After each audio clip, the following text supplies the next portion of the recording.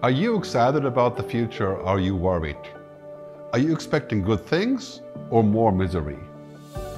You know, these days when we look around, it seems like the future is pretty bleak. Netflix and Hollywood keep telling us stories about dystopia.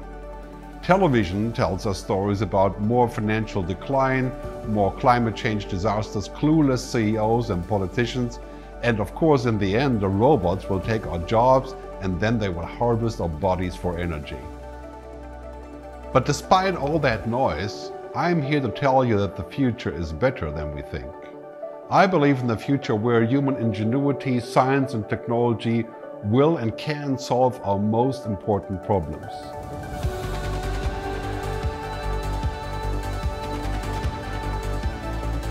I believe in a future where human kindness and our ability to collaborate will win.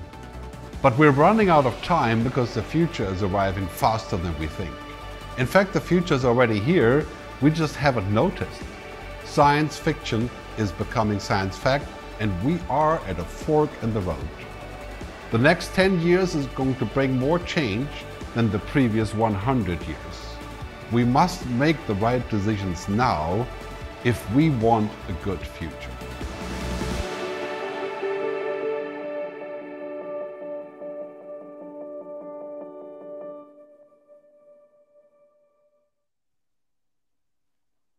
Hey, greetings everybody. I'm Gerd Leonhard, Futurist in Zurich, Switzerland. It's so great to be here today. This is the birthday, the giving birth, so to speak, of the Good Future project. I've been working on the Good Future for quite some time, and the film thing that you just saw is kind of the start of it all. Last year, I went to Lanzarote, the Canary Islands, where we spent quite a bit of time, and we made this film in the middle of COVID, to say, okay, the future isn't all bad, right? The future can be good. So as part of this process, what happened in the last sort of year and a half is I figured that, we should start a kind of a movement about the good future. Because one thing that's really missing, I find today, is the concept of a narrative about the good future. Because there's so many negative things happening. If you watch Netflix or Apple TV, whatever you're watching, BitTorrent, whatever, right? It's mostly bad, right? The future is bad. The robots are coming. We're all going to die, climate change, and so on. So I think it's really important to create a better narrative, to have hope for the future. And so optimism, right? This is really what it's all about. So the first show today of the Good Future project features a total of 5 people. We have one more person that came in at the very last moment. I will introduce them piece by piece, but you can see their beautiful heads here already getting ready to roll, right? So I'm going to take it away with the beginning to explain what the Good Future project is all about, and then we'll move on to Puruesh Chaudhary, the next speaker. Hello and greetings, everybody. It's so great to have you aboard. Thanks for spending your time on the Good Future. So to tune into this, right? First, when I talk about the Good Future, a lot of people are saying, you must be joking when you speak about the Good Future, especially my kids, right? The future isn't good. The future is climate change. The future is, of course, wars. And the future is technological domination, right? You see a little piece of the social dilemma film here, right? So a long list of things that aren't working. And then we have, of course, other people who speak about the future, like my good friend, the UN Secretary General. Here he is. We have a choice, collective action or collective suicide. It is in our hands. Thank you. Yeah, that's pretty rough message, right? It's like we collaborate or we die, basically, right? So I always say dystopia is easy. It's easy to make films about the future that are like Black Mirror dystopia. And utopia is a perpetual fantasy, like the world is just going to be all roses and stuff, which is unlikely, right? So I'm with Kevin Kelly, who talks about protopia. And protopia is an important term because it means a stepwise approach towards a better future. Not a leap, but stepwise getting better. And we have been getting better stepwise. It's hard to imagine now looking at everything around us. But for example, 200 years ago, the average life expectancy was 36 years, and now it's 81, right? And we've been lots and lots of improvements here. But when we talk about protopia, right, that's when I came up with this concept for the Good Future film. And I spoke about, in the film, you can see it at goodfuturefilm.com, about what it means to think about a good future and what it actually means. And so my first message here is that I think the good future is totally possible. And it's not an illusion. It's not utopia. Yeah, but we have to make it a priority. We have to make a better narrative, and we have to jumpstart collaboration. That's really what it comes down to. It's not that we don't have the tools. We have the tools, we have the money, we have the people, right? We have to make it a total priority. And thus, the Good Future Project came about 3 months ago. We have now something like 60 members or so. Many people on this stream will possibly also join there. And so the first question is, what is a good future, right? I use the Maslow pyramid. I would say if we can cover the bottom two and a half maybe, safety, security, food, shelter, education, right? For everybody, that's already good, right? Bottom line, good definition. Love, belonging, self-esteem, that's kind of like we can understand different things. But the bottom line is to have roughly 9 billion people, which we're going to be in 2030, to be safe, to have a right for education, to have basic liberty, civil rights, and so on. That, to me, defines a good future. And going back to this definition of what actually all of that means, right? I use this animation that we've created. It's basically 3 things, right? Technology can help us with a good future. Decarbonization, which means to go green all the way, and reforming our economic logic. And those are the 3 topics of the Good Future Project. Technology and humanity, protecting humanity while we use technology, big topic. Climate change, energy, environment, decarbonization, second big topic. And just there's a microphone on, please turn your microphone off if you would. And also new economics, right? Just the sort of next level capitalism and the things that we think about where the future is going and how we can make that happen. Now, those are very big topics. Again, going back to Kevin Kelly, he says, we should be optimistic, not because our problems are smaller, but because our capacity to solve them is so much larger. That's a really good argument. That's why I have hope, because I say, okay, our capacity to solve things, right? This huge technological transformation that we have around here with all of the things that we are capable of doing, trillion-dollar innovation platforms like the blockchain and genetic engineering and so on. And of course, human genome, right? It's now basically $800 to get your genome done. It'll be $80 in a few years. We can solve major problems with this.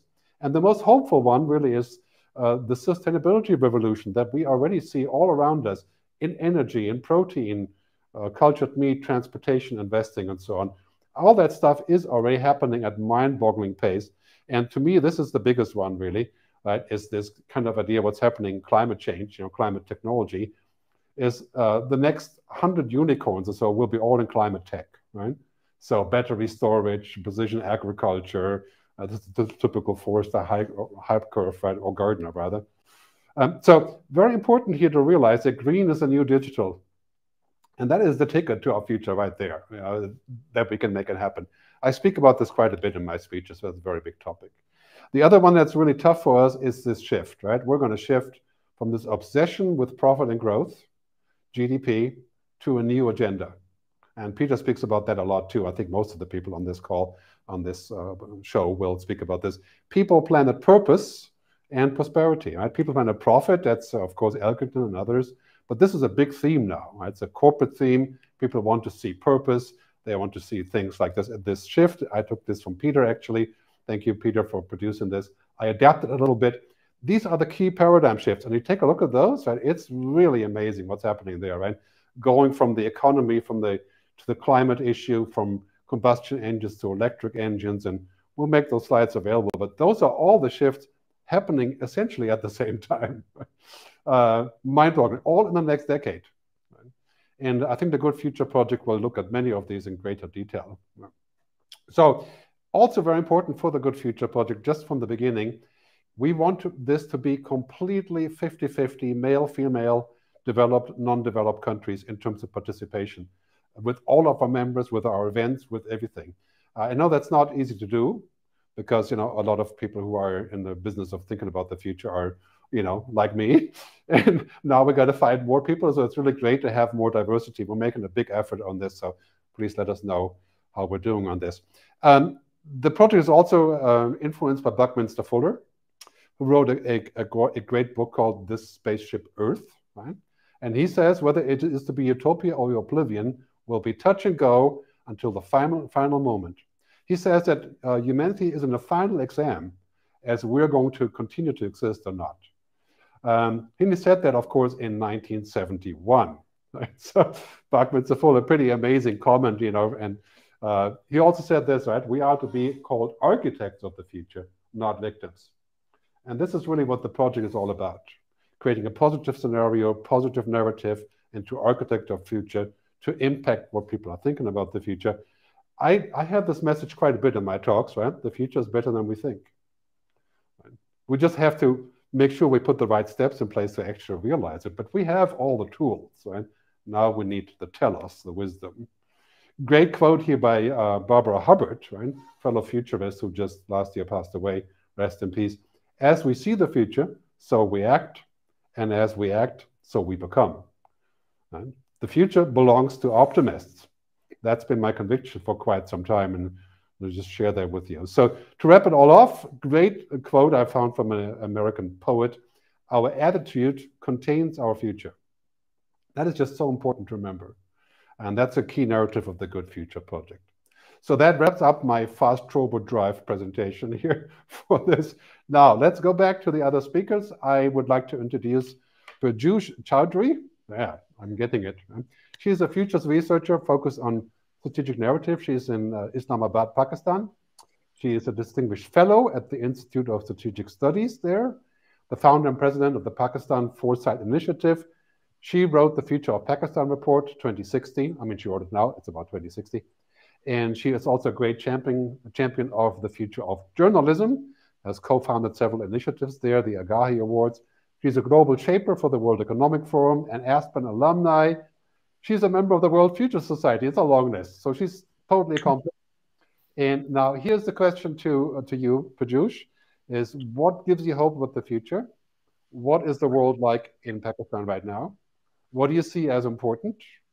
And, you know, is the good future real, or is it a pipe dream?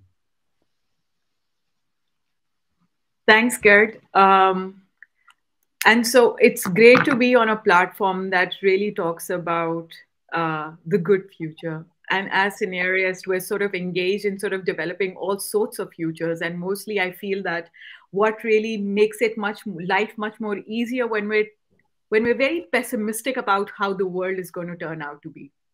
And somehow we shy away from using vocabulary like really that demonstrates the good future. So, you know, while I needed to really do this talk, I had to really think a little harder. I mean, what is it sometime when I'm sitting in few of the meetings, not just in Pakistan, but in other places of the world, and when those meetings are very futures driven, what do I often find missing and what do I often really bring up? And I often sort of think to myself, like, if I'm sitting with people who are within the age brackets of 50 to 60-year-old, and if the total, if 16% of the total global population is between the age of 15 to 24, that's almost over a billion young people. Now, if you have over a billion young people, when we're designing or thinking or co-creating about the future, I mean, whose world are we going to, or whose imagination are we going to convert into reality? And so in this context, what makes me hopeful is that we really have to really create the environment and the conditions that would really make these 15 to 24-year-old sort of live their dreams and their sort of imagination. So a lot of our thinking and our aspiration on and the way we function has to come out from the perspective of how we're creating the world for people who are 14 or 15-year-old today. And so with that, and one of the reason I say this, because a huge part of how we shape the agenda and the sort of conditions that we design largely depend on how we think and what our past experience has been and what our domain speciality. In the current times, the shift away from this and really focusing on the hopes and aspiration and dreams of the young people, I think will make us move in the sort of a good future that your platform sort of envisage in its entirety. Now, having said that, the reason I say that in the current environment, I think the region that I'm part of, Asia, and sort of say particularly Pakistan, more than 50% of the country's population is under the age of 25. Now, when you have such a young population, how Pakistan looks to the world, and that largely has been captured by how the last 20 years been. The last 20 years, we've actually been looking at, Pakistan has been looked at from the prism of its participation on global war and terror. Now, while this has been happening, a lot of young people are born amidst in the last 20 years. And they have a very different perception and different ideas of how we need to move the country forward. In some way, I tried to capture that in the Pakistan State of Future Index work that we did. And what we learned from the exercise, we did 2 editions. And what we learned from the exercise is that there are a lot of young girls who, the way they perceive the country in the next 10 years, and they're quite hopeful. So they have a very positive outlook, positive outlook about the country's future. Now, if I shift the generation and if I go to a very different demographic, the way they perceive the country's future is entirely different. And I can imagine that it comes from the current understanding of the reality and the conditions that they're in, but shaping a sort of a narrative. I think for a country like Pakistan, a lot of this really would come from really taking into consideration how young people view the future of the country. So in the current scenario, Pakistan's political landscape is always like in a state. It's very unstable, but I think the politics around the world are going through, and so you sort of in a very dicey situation. So sometimes if I were to close my eyes and sort of imagine, so the world is moving, the people are moving in one direction, and the entire moving in the completely opposite direction. And this is something that, in your presentation as a starting, I sort of heard that, that sort of resonated with my current understanding. So I feel that if we were to move forward, we need to really understand whose imagination are we going to be shaping in terms of our current reality. And whether when we talk about digitization, decarbonization, reformation, how we need to create an equity among different countries, which is very important in terms of shaping the sort of condition in which these young kids can actually live up to their aspiration. So workshops around the country, I think giving that sense of awareness about how to project that good narrative, I think is essential. And we sort of hope that this platform can play that role. Thanks, Gerd. I think this is it, and then maybe we take questions. Yeah. No, great. Thanks, Puruesh. I mean, I think one of the key topics of the project is to say that a good narrative is so important for younger people. You know, I have 2 kids, they're 26 and 33, and I just find that a lot of their friends and so their view of the future is kind of like, okay, it's all messed up, right? And that's just not good. And that needs to change. And I think that narrative needs to change also from saying, oh, all these problems is like, what about all the potential, right? And this is, of course, a cultural thing as well. But let's talk more about your country and your region a little bit later in the conversations. Let's go over to Peter Leyden. Peter Leyden is a friend from Berkeley, California, where I used to live as well. He's a thought leader. Hello, Peter. On the future and new technologies with writing and reading. A great recent post that you must read is called The Great Progression. I think we have a link here in the caption. We can put that in. The Great Progression. I think it's on Big Think, right? He's a senior advisor and a coach to leaders.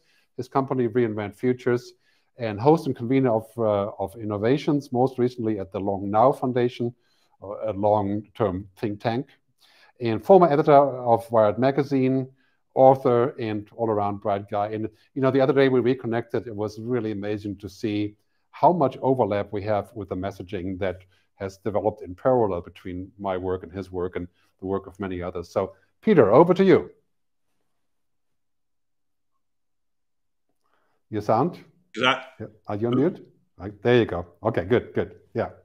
Well, thanks so much for having me here. I'm really excited. I've spent my entire career trying to restructure a more positive narrative about the future, honestly. So I totally love what you're trying to do here with the Good Future Project. There's no question about it. Yeah, there are some slides here. I just wanted to kind of talk about a little bit as we're talking here. Because 25 years ago, I was at the original Wired magazine. I was kind of working with the founders there, and we were trying to kind of breathe life into what people at that time could not understand what was happening with these new digital technologies, these new computers, this new internet. Everyone didn't know what these goofy startups were going to be all about. And so we had to kind of try to breathe life into, hey, how is this digital economy going to work? How is this globalization with the fall of the Soviet Union? How when we knit the world together, what was that going to do? And so basically myself and another prominent futurist at the time, Peter Schwartz, created a kind of cover story in Wired, later went into a book, went into a bunch of languages, that was trying to breathe life in those next 25 years. And the thing is, you can actually project out using kind of trending and all the different tools of strategic foresight to actually look at that future world, which we did, and it largely actually played out. We told the story from the mid-90s to the 2020, how many positive things were going to happen as we knit this world together. And this is the world now that we've all kind of seen behind. So basically just this last year, and the anniversary of kind of coming up on this kind of projection of the future, I was asked by Big Think, as you mentioned there, Gerd, to actually think about the next 25 years, but to think of it through my kind of trademark positive lens of like, why, what is it that I see happening that could roll out in the next 25 years to the world, basically to 2050. Getting us to that point. And honestly, I think there's all kinds of positive developments that we're not noticing now, or they're downplaying now, or they're getting kind of squished out or pushed out because of all the negativity around us in terms of the media. But I also don't think people have the tools to actually systematically think about the future and see all the very positive things that are coming out there. And so basically what I'm kind of thinking about as I think about why is it that people basically see things so negatively. And I think one of the ways to think about this is the system, which is made up of all kinds of the last 40 years. There's been a mega system, and there's been all these subsystems in that system. And that system across all these little subsystems and the mega system is breaking down. It's not working, our kind of, we had this huge challenge of terrorism. We had energy was all around carbon. We had the transportation was all internal combustion. Culture was the baby boomer centric. This is a little bit through the lens of the West, but in America here, but politics is more conservative. We unleashed the private sector. We were all about shareholder value, physical work, not virtual work, industrial production, which is a lot of pollution and things. And the geopolitics from the lens of the West, I'm thinking, was also focused on the Middle East. The thing is, that world is going away. That world is dying. That world is going through death throes. But all the media and all the politicians have been living in that world for 40 years, so they're kind of seeing the end game of this thing. Meanwhile, if you think about it, every one of those categories has all these new systems. They're nascent systems that are starting to come in get traction. They're starting to kind of become, but they're not clearly understood. They're not clearly developed even. So now we're shifting the world to this idea of we have to solve climate change. Terrorism is like, at this stage, that's like minor compared to what we got with climate change. But also, we got to shift to clean energy. That's already well happening. We got to move to electric mobility. Look what's happening. The entire auto industry is now shifting to electric mobility. The culture is driven more by young people, as the previous speaker was just speaking about. We actually have a very different culture than basically the politics, I would argue, is shifting now into more progressive. We're getting more into the public sector. This is, again, through the lens of the West, but we're shifting back to a thing that happened after World War II. We're thinking about everybody, the stakeholders in capitalism. We're basically moving work to virtual. We're biological production, which is genetic engineering and kind of synthetic biology. And ultimately, our geopolitics from, again, the Western point of view is moving more to Asia and all the huge populations there and how we have to solve climate change. But again, this is a great, but this world is not fully understood. So what's happening now, and I think this is a big part of the kind of despair and the gloom and doom out there, is this one world is, I think of that old world is on one side of the cliff, and the new world isn't fully kind of understood and fully developed on the other side. And we happen to be living in the decade where we got to make that jump. I spent a lot of time talking to senior leaders and CEOs and boards and all kinds of people and leaders of our organizations, not just companies, foundations, philanthropies, trying to wrap their heads around this is what's happening in the 2020s. And I think it's really resonating with people there. Now, the positive thing is that there's so many things that are trajectory for the next 25 years that we can work on that are just going to be awesome. Universal connectivity, these are the inexorables. There are trends and technologies that are just going to happen under any scenario of our future, and many of them are positive. For example, we still have 3 billion people who are not on the internet right now, and that this decade will be connected. We will absolutely have everyone connected there.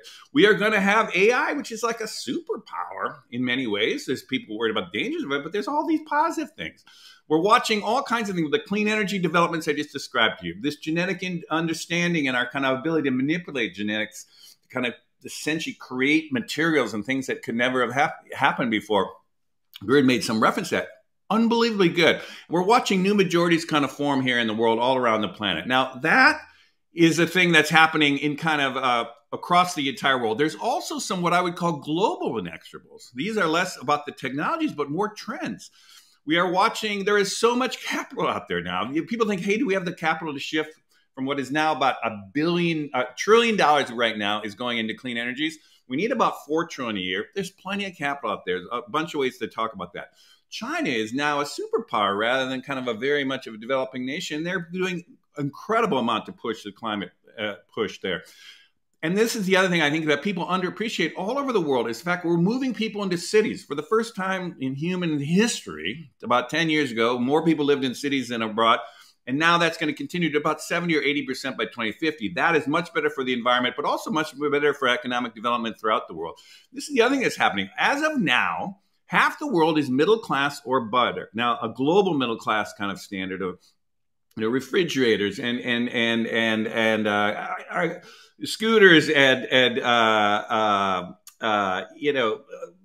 all the things that basically are core middle class. It might not be the entire standard of a Western middle class, but it's basically we've got most people now, solid foundation. That's going to increase by about 1.7 billion by 2030. They're saying we're going to have a lot more people in this more stable, thriving, prosperous middle class. And ultimately, I think this is great for women as we're going to actually see a much more an equalization of the sexes over the next 25 years. I think there's so many things to be positive about this world. We are going to solve climate change, and we're going to ride it on many of these positive trends. And with that, I would say be happy rather than, or not be happy, because it's not utopia. But in fact, we have a lot more to be thinking about of why the future can be much better than people currently think of it is. And with that, I'll get it back to the group here.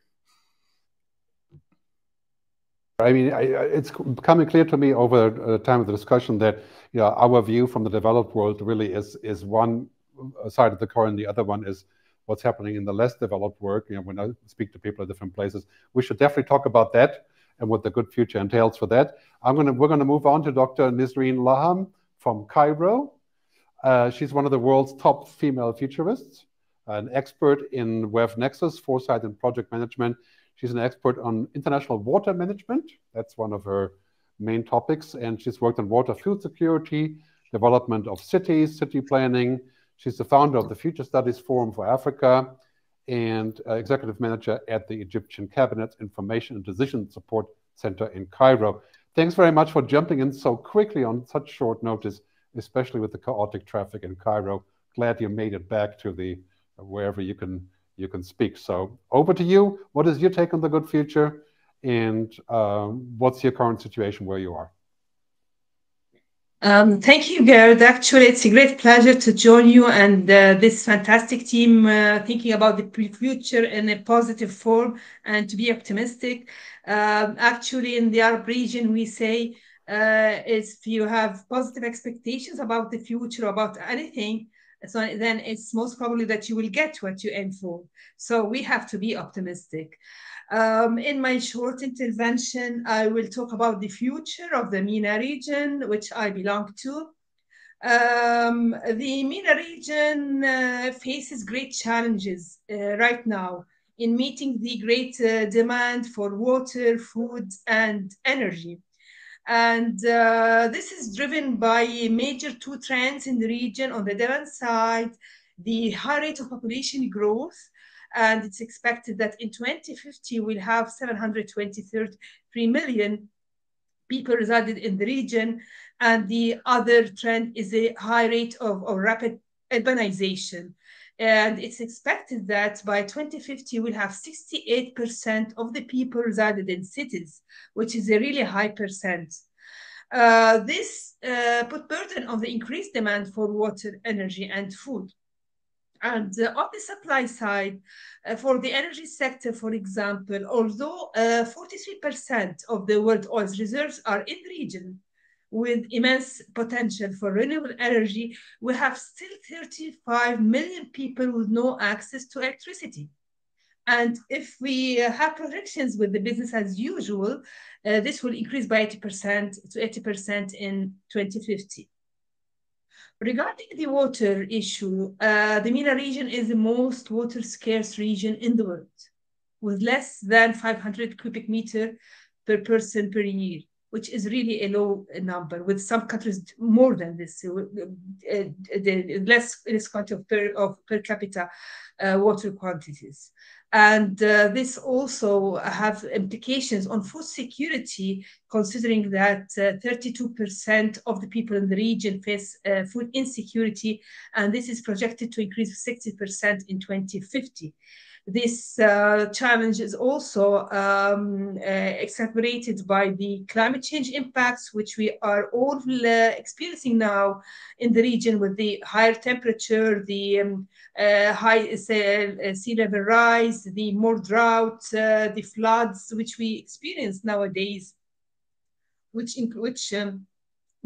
also have implications on the water security. So if we have a look at the region now, if we look at the future from the current perspective, MENA region is falling short in achieving the SDGs and the NDCs. As for the energy, renewable energy is less than 5% of total energy consumption, including biomass, which is really a very small percentage. The region is also behind in reducing energy-related greenhouse gas emissions and achieving net zero by 2030. This is a real challenge for the region. And now, as you know, we are in the preparation phase for COP27. Actually, next week we'll be traveling to Sharm el-Sheikh. I will be personally participating in sessions on the transformation of agri-food systems in relation to climate change, how we can transform our food production, food consumption in relation to these challenges. So the next slide, please. So these challenges, especially on energy, are related to climate change, the most impressive challenge we have. We need to move to circular economy approach. We need to use our byproducts. We need to make use of our also cities, how we can produce more energy from cities, how we can produce food also in cities, not just in rural areas. We need to embed technology in the region, which is really a great challenge, especially the green hydrogen, which needs investments. And how we need to have these investments from the private sector, but also we need to have this enabling environment created by the governments and the public sector on policies, regulations, incentives for private sector to get engaged in these new technologies. We have also to adopt some new form of governance, maybe through some tools like the Internet of Things, blockchain, to have this open market between the consumer of energy and the producer and distributor of energy. But this is not an easy way to go through. So next, please. So we have a long way to go through to have this a good future for the MENA region. But I believe it is possible. We have many tools to build on, and we have the most important thing, the human capital. We have the people, we have the youth with these innovations that they have, that they can shape the future, they can create the future we look for. We have to build on three main pillars, I believe. First of all, collaboration between the public sector and the private sector. with the civil organizations, for the non-governmental organizations, with the financial institutions also. The North-South collaboration, having the technology embedded in the MENA region, for example. And the South-South collaboration also benefiting from the successful stories, from the best cases that they were implemented in the South countries. We have to share these experiences and share this knowledge for the benefit of the region. We have to make use of technology. Technology will change the shape of the world. As Gerd mentioned in this short video, the 10 coming years will create change much more than the past 100 years. We have to be prepared for this. We have to have the technology. We have to adopt this technology, to have investments to make them real in our lives. They can solve many problems, especially the access to the main resources for water, energy, and food. We can transform the way we produce our food, how we can use our resources in a much better and a much intelligent way with no byproducts, how we can have alternative water resources, alternative energy resources, how we can have different forms of crops that they are tolerant for high temperature, for drought, how we can allocate our resources. So the technology will help us in solving our problems. But it's not only solving our problems, it's having a better future for our children, for our dreams. We have to think of the future on the future. It's not a dream. It's thinking of the future in a scientific way, or in a realistic way. It's a dream, but a realistic dream that could happen on ground for our future children. But what we have to do nowadays, currently, to achieve this dream? So this is the point, to use the future in taking the decisions nowadays in our current life. What we have to do, what is our responsibility for children, for this good future. The third component that we have to work on is humanity. We have not to forget that we are human beings. We have not just to fulfill our basic needs. We have to live happily in this life. We have to live happily and for the good of the environment and the good for the planet. Not to have to be dragged by technology that is the only way for our prosperity in the future. And maybe I can end with a very short story we tell our children sometimes. It's maybe not, it's optimistic or not. I don't know if it's encouraging them. But one day a man was passing by a lazy man laying under the tree. So he told him, "What are you doing?" He told him, "I'm laying under the tree." He told him, "Why don't you go and work?" He told him, "Why should I work?" "To get money." "So why should I get money?" "To bring nice clothes and to eat decently." "So why should I get all this? Why should I eat the decent food? Why should I dress neatly and good way? Why should I do all these things to have a good house, to have a good wife, to have a good life?" So I told him to be happy. So the man laying under the tree said, "But I'm happy. I'm already happy." So we have not to forget that we are humans. We have needs and we have to live happily on our planet. We have to make use of the technology, of collaboration, of all tools we have, but to put in mind, we have to be the ones that we master this planet. We must master the environment, master our lives on this planet, and to be optimistic, as Gerd mentioned. Thank you again, Gerd, and looking for any also questions or interventions. Thank you. Okay, shukran, Nisreen. That's really good stuff. We're going to hear from you about COP27. I do have high hopes for this event, and that the good future can materialize there as well. I'm probably more optimistic than most people about the COP meetings, but let's see what happens. Just yesterday, I was rewarded with my optimistic thinking when the wrong person lost in Brazil, the election, in my view. So I'm very encouraged with the outcome of the election in Brazil, even though Brazil is not an easy country to govern, that's for sure. Let's see what happens there. But anyway, next time we'll have somebody from Brazil that was the plan. This time didn't work out. So now we're going to go to Chhavi Jatwani. She is from India, from Delhi, calling in from Delhi right now, but lives in Bologna, Italy, probably for the food. But she works at the intersection of innovation and sustainability in the food sector. Very, very hot topic. I do a lot of work in food myself, and she looks at food system design challenges. She works for strategic projects for Nestle, Dole, and many other ones. And her mission is to contribute to a global food system that shifts from extractive to regenerative. So over to you. What's your take on the good future? Hi, everyone. Hi, thanks, Gerd. Can you hear me okay? Yes, you're there. Yeah, perfect.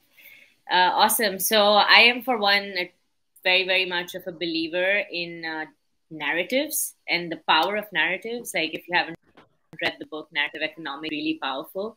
So I love talking here about narratives of the good future. I'm also part of an organization called Food for Climate League that does exactly that. How do we reshape the narratives around sustainability and climate change in a way that it's positive and it actually makes people feel like it's a party that we want to go to and not really an apocalypse that we're running away from.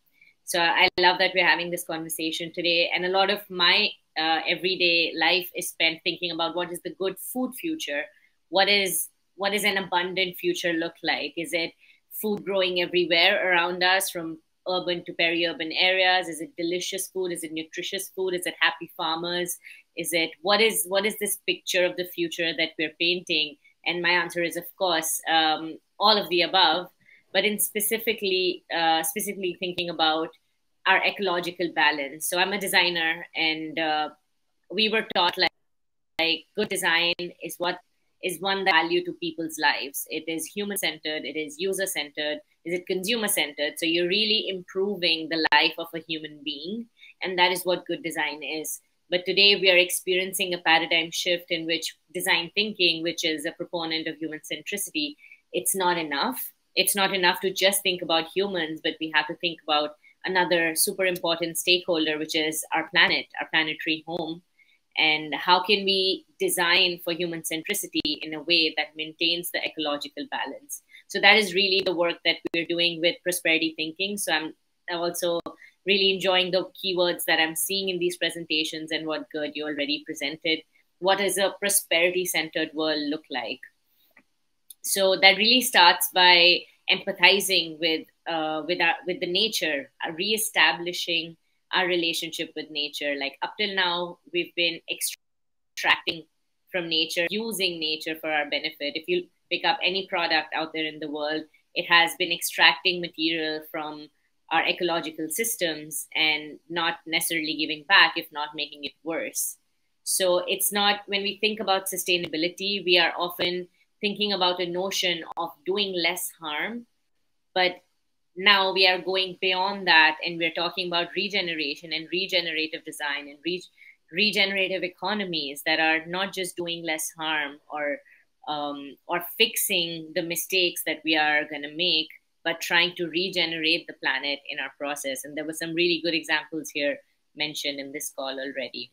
So how do we plan to create this good future, right? So the work that I do is a lot around creating pathways for multi-stakeholder collaboration, multi-stakeholder collaborative innovation, let's say, that is regenerative in nature. So there are a lot of keywords there which I have to break down.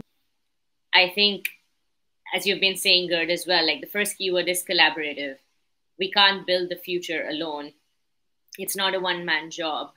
So it requires different actors to work together, mull over ideas together, co-create, co-design, and to make this future happen for it, that is positive for people and the planet both. So how do we, what are these pathways of collaborative innovation, collaborative design, collaborative change? What do they look like?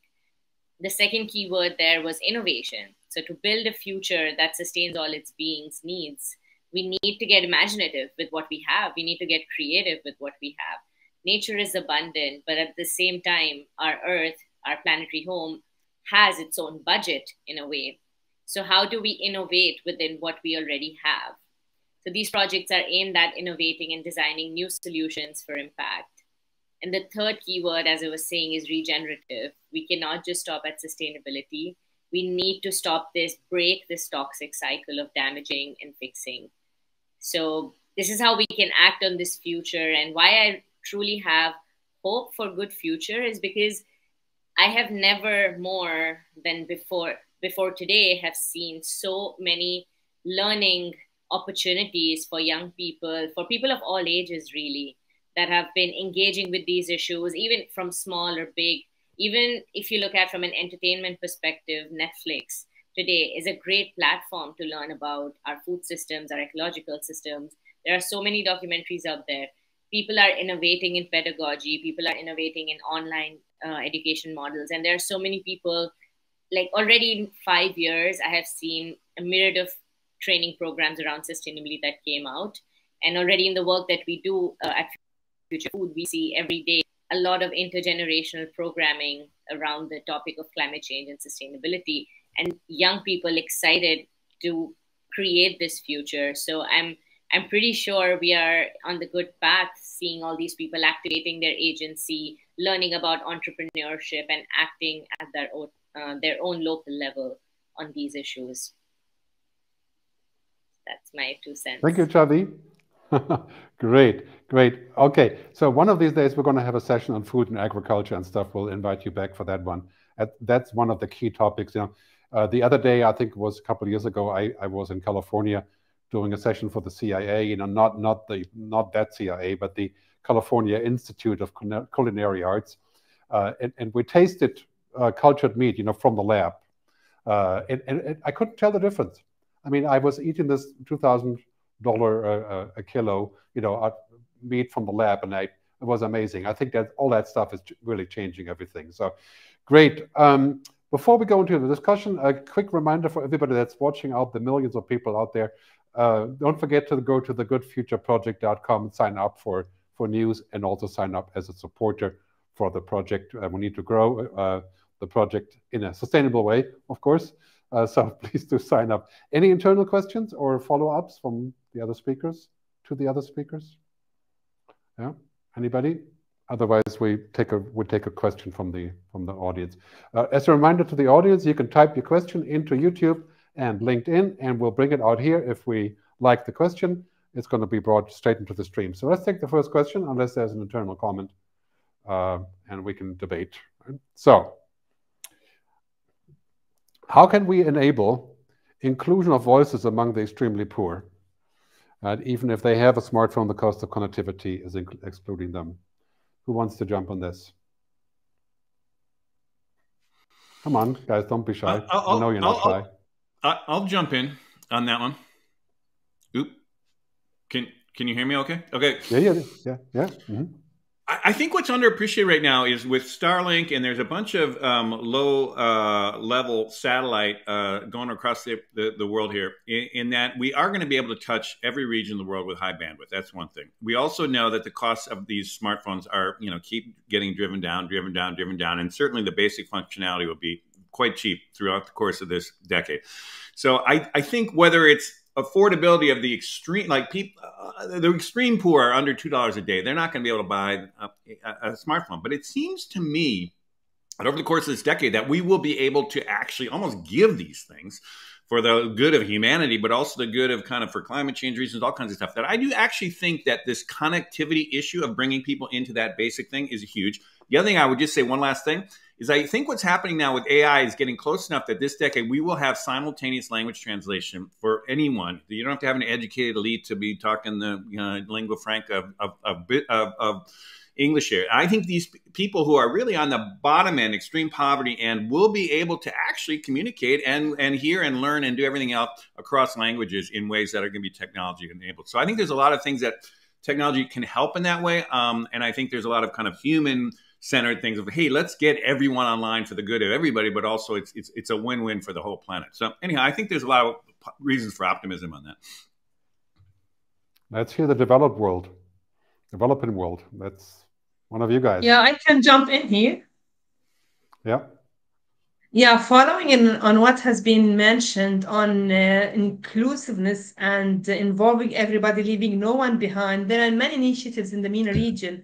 For example, for the smallholder farmers, they have their mobiles and they have applications on their mobiles telling them how to irrigate the plants, how much they have to irrigate, how much fertilizers they have to provide.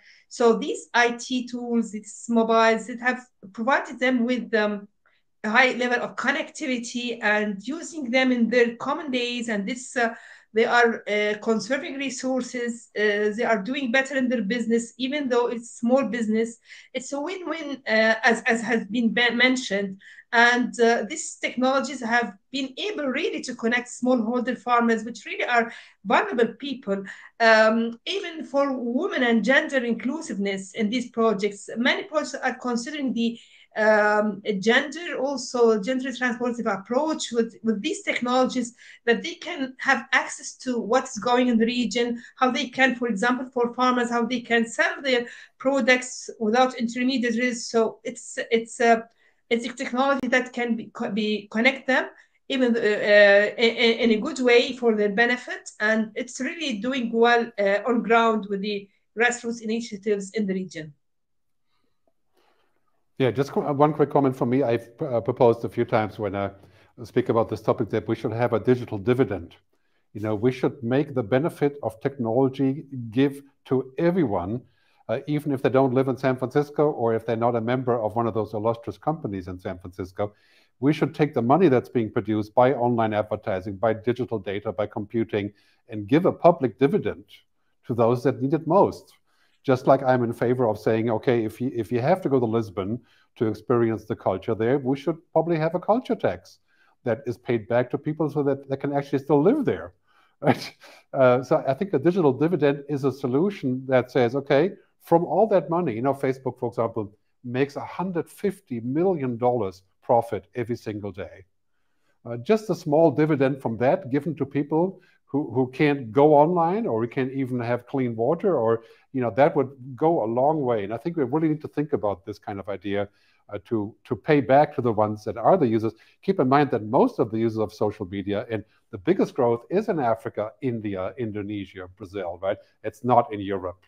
And so, I mean, Facebook's audience in outside of the US, I think, is about 70% of where they make their money, right? So a digital dividend is something I think we should think about. Anybody else want to jump on this, or another question? Okay, other question. Let's bring another question. The question is, how do we, thank you, Mark, how do we change values from profit to well-being? Well, that is a good question. I'm going to pass this on to, Good. Yeah, I feel like being situated, so being an Indian, but being situated in Italy, I feel like it's both of them in some ways are value-driven countries. Italy also is very much of a value-driven economy. And most of the Mediterranean, if you look at the concepts of the Mediterranean, it's a lot around well-being and conviviality and family and lifestyle.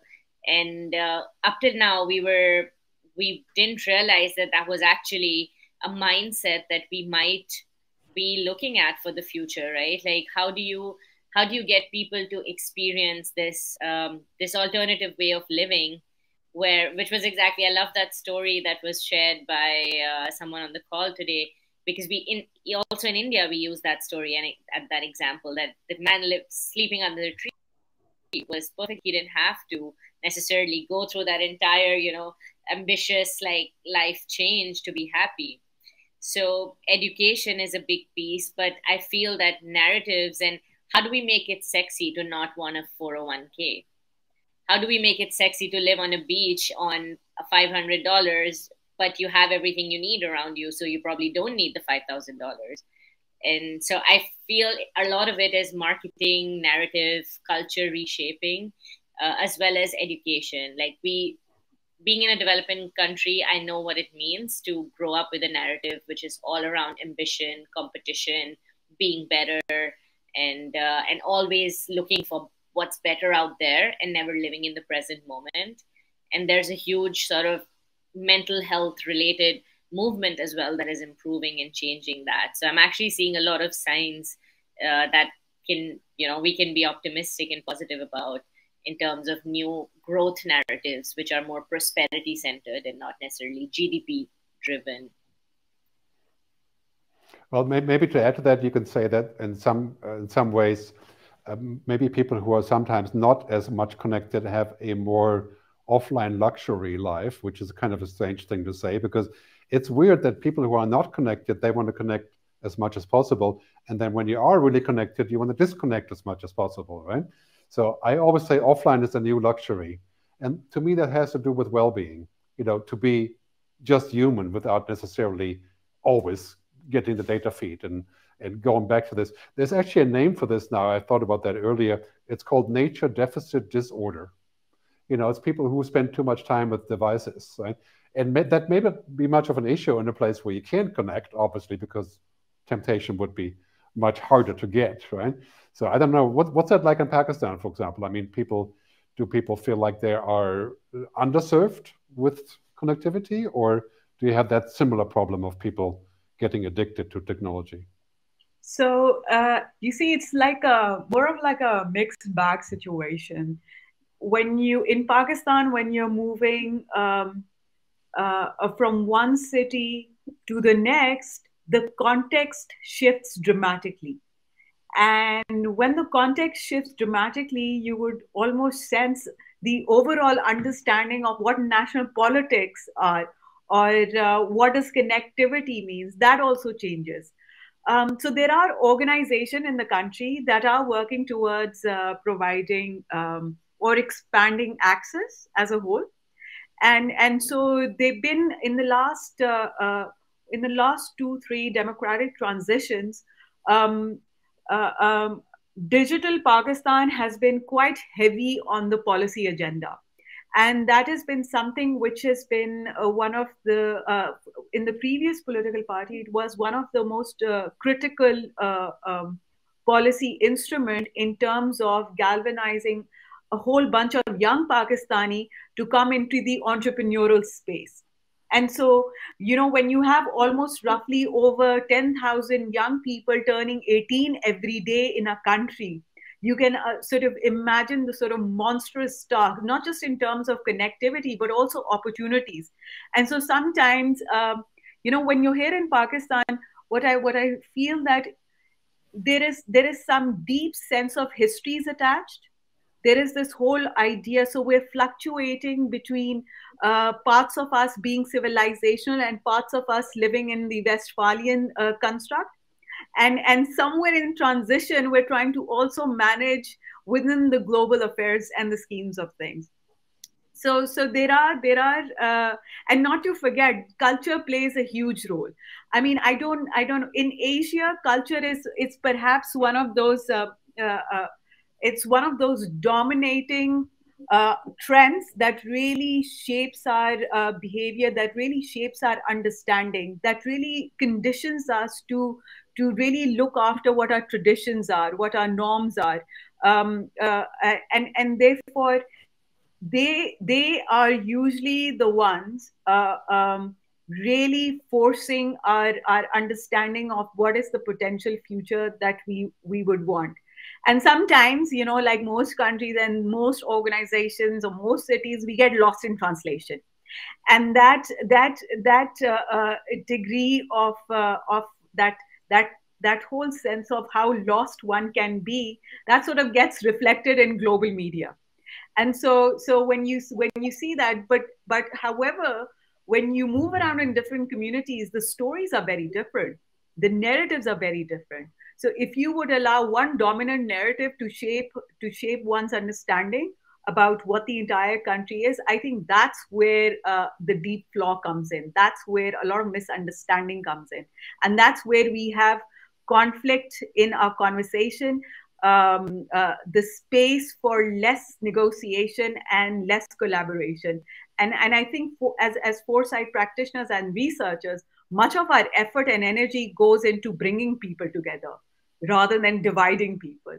So which is why I feel that 3 elements are very important in terms of really understanding how change occurs and what would be the key driver for those changes. Technology is a great enabler, but also it can also be a great divider at the same time.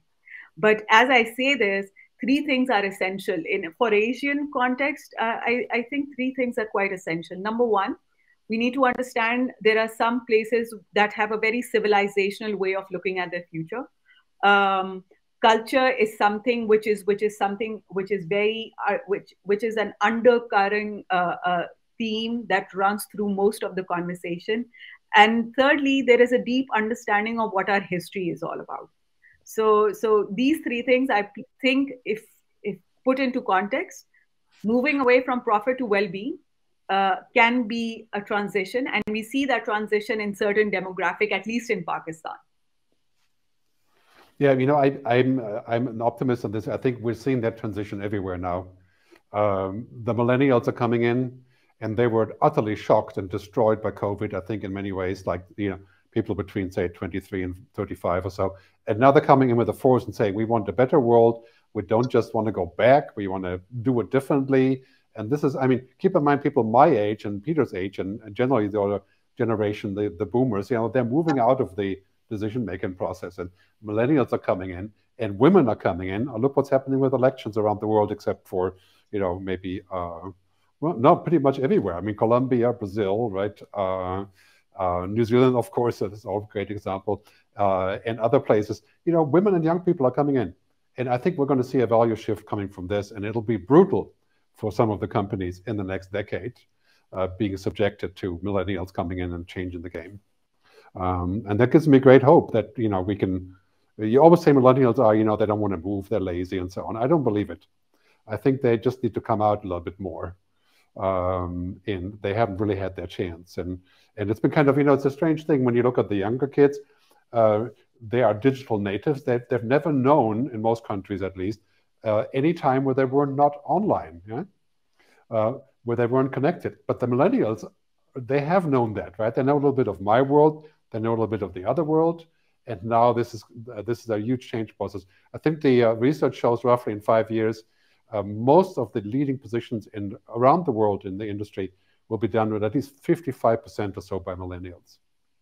And you can see that already happening in Turkey, for example, when you go to meetings in Turkey in the banking or insurance, right? They're all women between 30 and 45 who run everything. Right? You wouldn't expect that from Turkey, but it's pretty amazing. So I see great hope there for that value change to occur. Let's take another question. And we're going to wrap up in a couple of minutes because I know I've been keeping for a long time, right? So question, is there a low-tech component to the good future?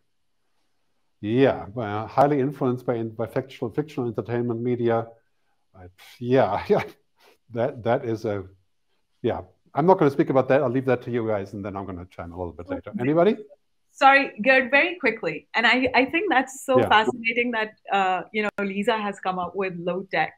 And I'm just going to talk very briefly. So there is a sort of movement in Pakistan where young people are really going up north, experiencing the nature, and they wouldn't care if they're disconnected. And here's a place where there is almost zero to very low connectivity, and they'd be disconnected from the families over 2 weeks or 3 weeks, given the amount of, and so there is this in their imagination, I'm assuming, that experience and that close relationships is playing a fundamental role in how they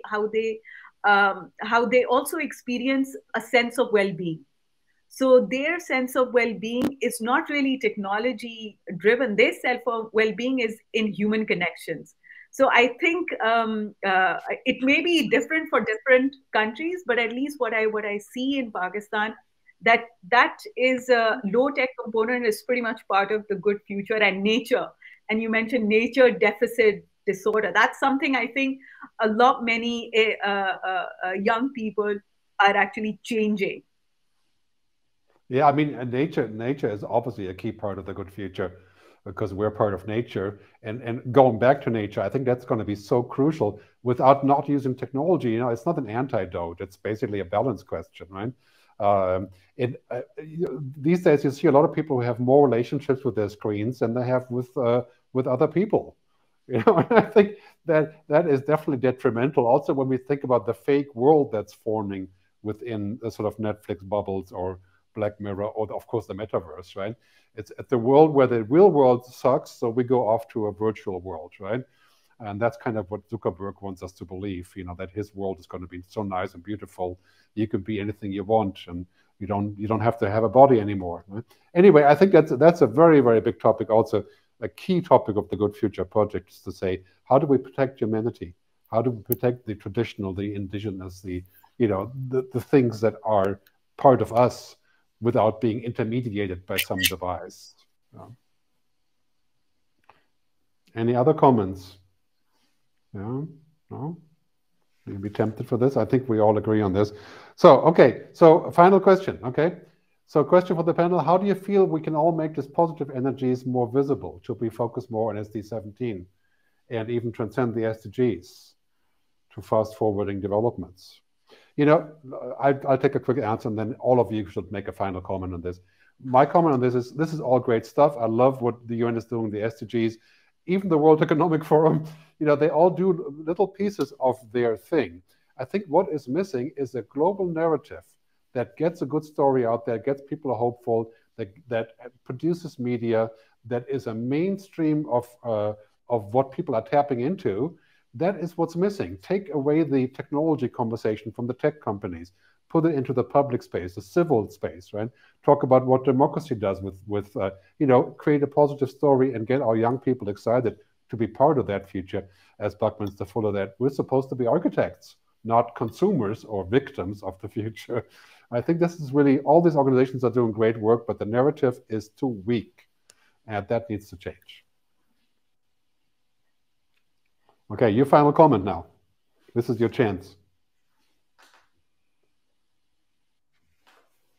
Yep. Okay, I'm listening. Okay, I just go like really quickly. Well, yeah, okay. Go ahead. Okay. So I'll give you very briefly. So we're working with few philosophers out of Lahore. And, when you talk about how do you make this positive and how do you bring this all together?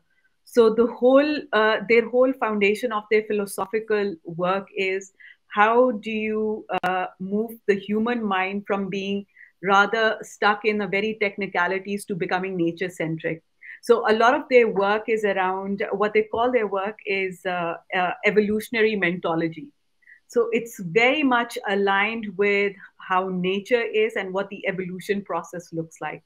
So I feel as many people, like we have gotten together to make this thing happen. And then I feel that many people are doing this on their own, like whether it's the SDG or, for instance, part of the Millennium Project, and we look at the global challenges in a very different context altogether. So there are efforts and movement where this is happening. All right. Nisreen, Peter. Oh, okay. Yeah, Peter. Hey, I've been a long time. I've been advocating for what I call blue sky sci-fi, and that I actually think the challenge now is, you're right on it, Gerd, is basically we need to see a positive narrative of how the future is going to go and how it's going to work for everybody for the long haul, and that and I think there is actually an appetite for this. And I think there's early signs that you're starting to see this. And I think with the explosion of streaming, or the ability now with Netflix and others to kind of, you can accommodate a lot more kind of points of view and a lot more kind of content, essentially. And I really feel that there's an opening here for what this more positive ways of thinking about the future. And I think there's a lot of people that are really attracted to that. There's also a little sub movement, which is not so much in the media world, but there's like progress studies. There's a lot of people rethinking progress and talking to reframe progress and how do we actually generate this next 21st century kind of society, economy, future thing. And I think there's a lot more kind of focus is going to happen in the next 5-10 years on the positive kind of ramifications and getting the story right. And that is really what we need to do, is get a meta arching story that everybody can kind of see their future and their family's future in. And I think that'll go a long way. And we just need to start doing it. Yeah, Nisreen. Yeah. Just one comment on the connectivity and the SDG 17. I think we have to train all people in all sectors to use a nexus approach to consider the interlinkages between different sectors, mainly water, energy, food, to have these implications on each of the other sectors. And another issue, we have to train our children on imagination, to train them how to imagine the future, how to look into the future. In the Arab region, we are most prone to the past narratives, but how we train our children to be creative and imagine the future they think, and to have this open globe to think of the unthinkable and be creative. So this is the starting point to working with children and their narratives and training them on foresight. I think this is important in that regard. Yeah, very much a key point. You know, if you look at the cultural differences.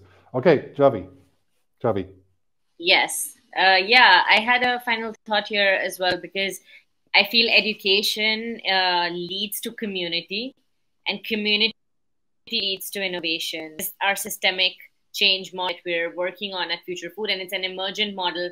We didn't come up with it. It just naturally, over 10 years of our work, sort of came out, where we started with training and learning programs and learning experiences, and that ended up creating these shared knowledge communities at a local level. And then once you start studying a subject together, when you're learning about a subject together, you start co-creating together. And so the role of community building to create these innovations, and Living Labs, as the European Horizon project you might know, is a massive sort of node in this this ecosystem, where Living Labs allow for it's an open space that allow for emergent innovation, emergent learnings to come out.